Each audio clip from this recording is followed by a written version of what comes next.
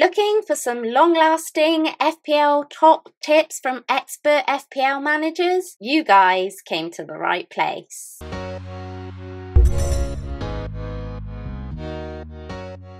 Hi guys, I'm FPL Nymfria and welcome back to the home of FPL videos. Today I'm going to share with you the top tips I've gratefully been given by expert members of the FPL community to help you succeed in the up and coming season. Before we get stuck in, I'm hoping to reach 5,000 subs before the start of the season, so if this video helps you out, please do smash that sub button, like and share. All of it really helps me out. Well, that's enough admin, let's get into these top tips.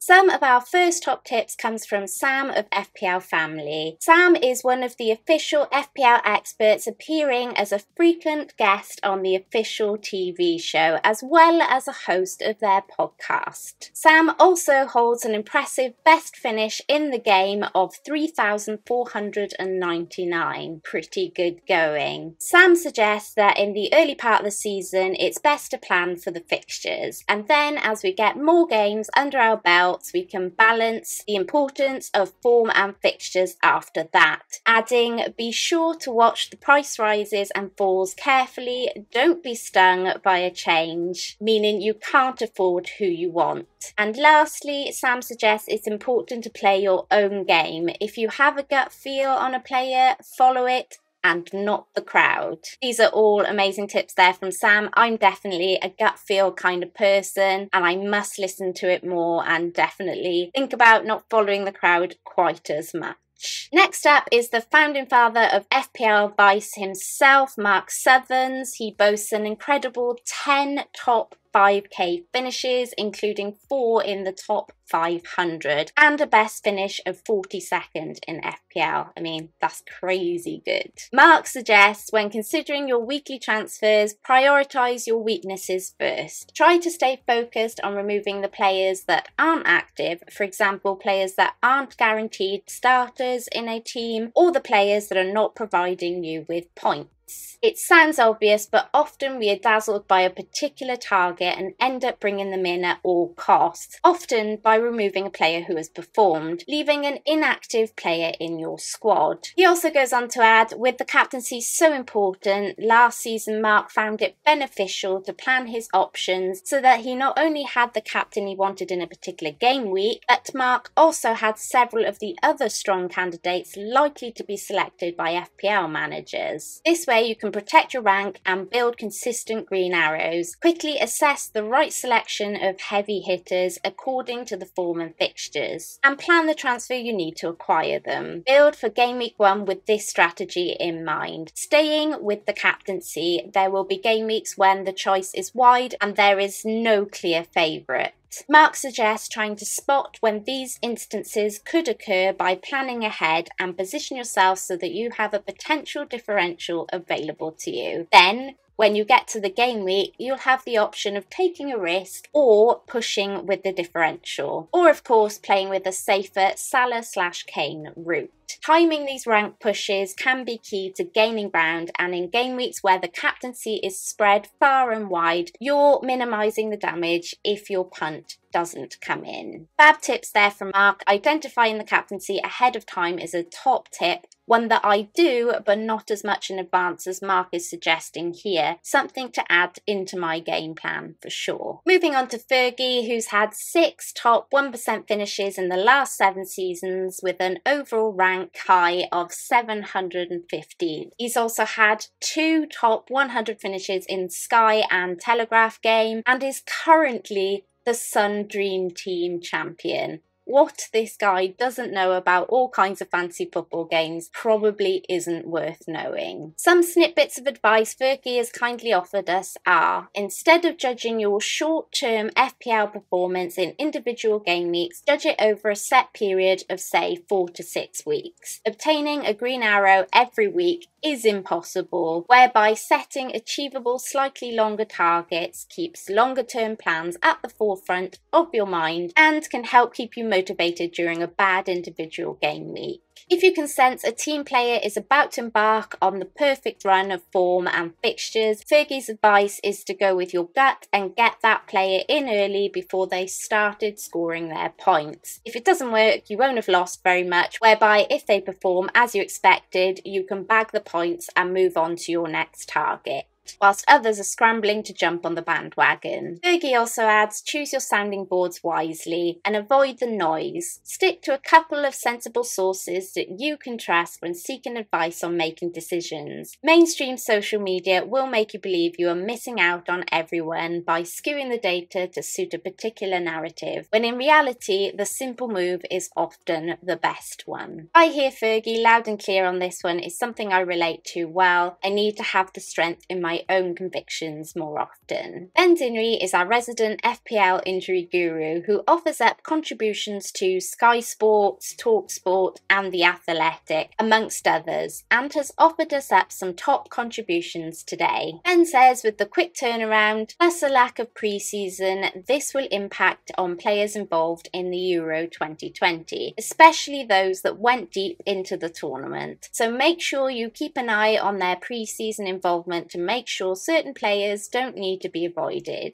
Ben also goes on to add that it may be of note that performance output may not be as high. Whilst Ben's data indicates that not only are these players at increased risk of injury incidents, they tend to spend longer on the sidelines per injury. Ben rounds up with a top tip to succeed by concluding, don't let social media or anyone for that matter define what success means to you. Overall rank is just one metric and should not define success or failure, good or bad.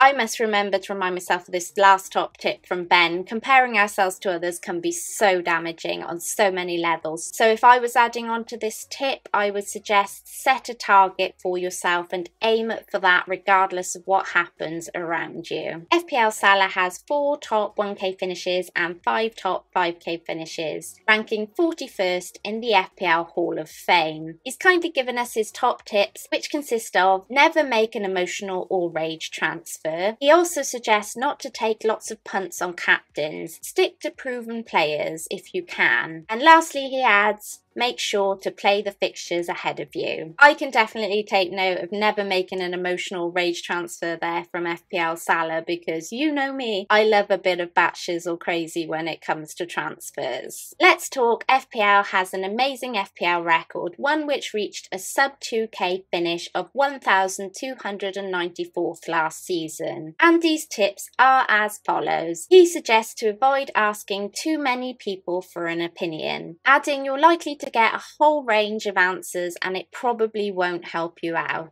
If you can't decide yourself, then just ask a few people you know well. Secondly, Andy suggests prioritising and planning for captaincy in advance. Know who you're likely to pick 3 to 4 weeks in advance so that you can plan your transfers accordingly. And lastly, he says Salah is about as essential as it gets for game week 1, something I wholeheartedly agree with on Andy there. Big Member Carr has a top 4 finish under his belt, something I could only dream of. Abu kicks us off by suggesting we select a balanced team, going on to say pick and choose your differentials with a degree of calculation, but do not deviate too far from the template for a reason. Secondly, he suggests we keep our personal biases aside, adding we shouldn't give undue preferences to a player of the club that you support or let a previous bad experience stop you from picking an informed player. To conclude on Big Man Bakar's tips, he says don't buy players primarily for the team value. If you buy the right players who are likely to perform,